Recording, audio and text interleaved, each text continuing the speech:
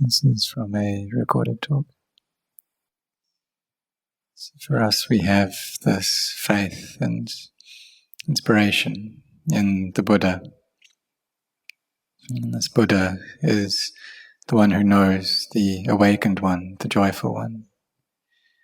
When the fully self-awakened Buddha attained to the state of awakening, and he did so depending or relying upon the baramis that he had developed. So one of these was the barami, this perfection of generosity. And he cultivated this from quite a normal level of generosity right until the highest, until he was willing to sacrifice, give up the different parts of his bodies, and even willing to sacrifice his own life as a gift to others. And we can't count how many lives that he did this for. For example, the number of lives that he gave away his eyes. We just can't count how many that was. So at the end of the rains retreat that the Buddha, during his life that he spent up in the heaven of the 33, so at the end he came down from this heaven realm, and as he was descending, then the people could see up into heaven that the different realms of existence were revealed. And this is something very amazing. It was a miracle that occurred. So all of the generosity that the Buddha developed, it accumulated until he had reached the highest level of sacrifice. And he did all of this for the sake of awakening, for gaining this awakened knowledge and attaining to Buddhahood. And when he did this, then he came to teach. He came to teach us. And Venerable Ajahn Chah, he gave the comparison to it being like the Buddha planted a fruit orchard, or he looked after and tended to a rice paddy until the whole field, the whole paddy, was filled with rice grains. And all it takes is for us to just go in there and consume what's there. It's not difficult. But the Buddha was the one who made this investment, who planted all these crops. And for him, it really wasn't easy. So for us, what we have to do then, with the Buddha having gained this awakening through his own efforts and teaching us, and for us all it really takes is to practice these teachings. All we have to do is follow the Buddha's guidance and instructions. And so the Buddha advised us to be generous and to give. And this is initially an external form of giving, but also we can give internally, that when we feel anger or hatred towards someone, then we give the gift of our forgiveness to others. And through doing this, this generosity, we're able to abandon the sense of self, its attachment to self and other, to one level. Because it's the nature of the mind that sometimes it just doesn't like things. And when it doesn't like them, then it gets angry towards them. And this anger can often flow on into ill will. So when there's anger in the mind, then this stops peace from arising within. And if there's ill will in the mind, this becomes an obstruction to samadhi, that the heart can't gather together into samadhi.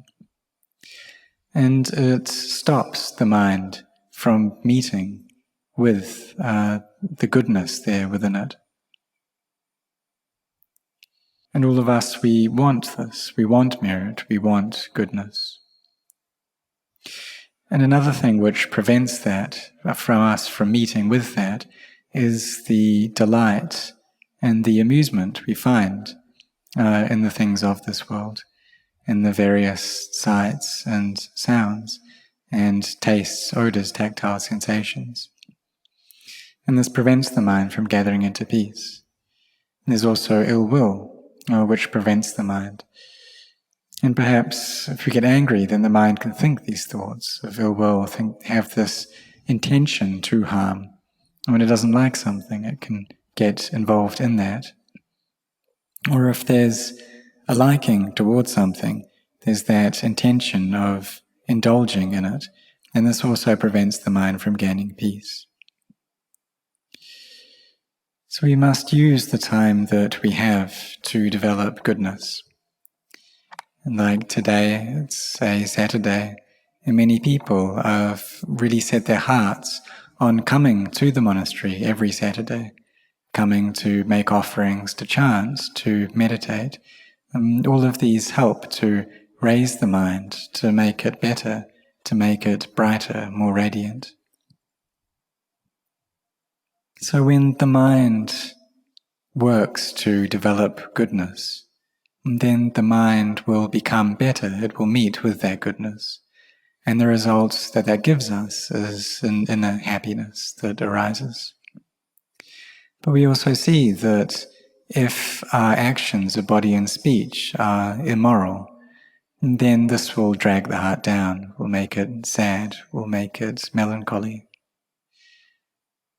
And because in that case, then the heart is lacking, it's devoid of this goodness. So when we create goodness through our generosity, through our virtue, through our meditation, then this brings the heart to a state of freshness and makes it joyful. And that's because it's with this goodness. So when we are generous, when we give, then we are liked by other people. And the heart is filled with metta then. And this quality of metta is that which supports the world. And if the hearts of people in this world didn't have metta, then we just wouldn't be able to stay together, we wouldn't be able to live together. But if our hearts have the support of metta, then we are able to stay together. And if they're lacking this loving kindness, then there'll just be ill will, there'll just be anger there within the heart. And we'll just be following all of the emotions that come up.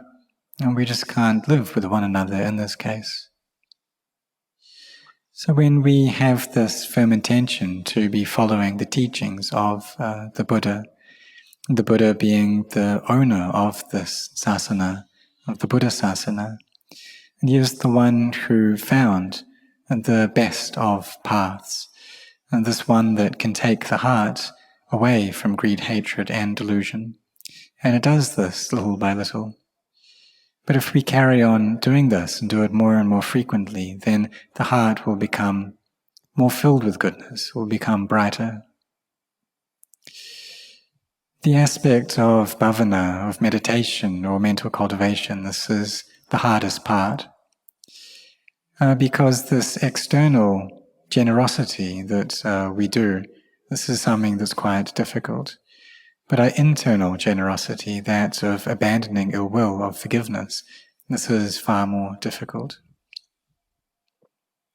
So we need to really depend upon this meditation, to be always training our minds, looking at our minds. So we can follow up on the mind, or we can also just try to bring the mind to stillness first, to bring it into the state of samadhi. And we can use the breath to do this, watching the in-breath and the out-breath, reciting the word Buddho as we do that, and that's fine. And this is the method of bringing the mind to stillness, to inner peace. And when the mind is settled in stillness, then it can gain insight into nature, into the truth, into this quality of change. And this will be able to, this insight can extract all of the attachment we have towards self and other. But if the mind doesn't have stillness, then it will always be thinking, always be proliferating. And then the mind just follows these thoughts, it gets dragged along by them. And it's constantly going into liking and disliking. So we really need to set our hearts on training this mind. And perhaps we've just started this mental training today. Perhaps we've been doing it for many years already. But we must really set our hearts on this, on defeating ignorance and craving and clinging. And these are the things which have held sway over our minds for such a very long time now. And they've really been covering over the mind. So we really have to set our hearts on this as best we can. And set our hearts on this training.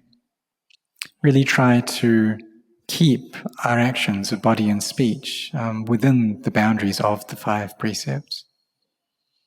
And then if our minds aren't still, they aren't calm yet, then we steadily go about training them. But this can be something that's quite difficult to do. And oftentimes people just want to have good thoughts, only have good things appearing within their mind. But it's natural that bad things will also come up. This is just normal, because there are many things there within our hearts. So if something good comes up, then we can take that, we can use that, we can follow up on that. If it's not good, then we just put it down, we abandon it. And so we train our minds to come into stillness and keep on doing it until we're skilled at this. Or we can contemplate in order to bring the mind to peace as well. And if this is something that works for us, then we should do it frequently. And even though there might not be much peace there within the mind, still that peace that we do gain, this can become a resting place for our hearts. And so we carry on doing this, we carry on practicing. And in the end, knowledge will arise. And this knowledge is the wisdom that comes from our meditation, from mental cultivation. And the things which are holding our minds back, which are obstructing our minds, these steadily reduce. And when this happens, then samadhi arises. And as samadhi develops, then wisdom results from that. But this whole path, it depends upon our efforts. So like we have this intention to come and chant, to come and meditate, to make merit here, and to do this at least one time every week. And it's now close to the end of the rains retreat, and the next Uposatha day, it'll just be 15 days after that. That's the end of the rains. So may all of you really be sincere in this practice, and to be caring for this heart of yours. May all of you develop your hearts well. May they be hearts of goodness, hearts of merit, hearts of skillfulness. And this developing of goodness, and keeping goodness there within the heart, and making the heart better, this is our way of praising and paying homage to the Buddha, the Dhamma, the Sangha. And this also gives great benefits for us as well. So may all of you grow in the Dhamma.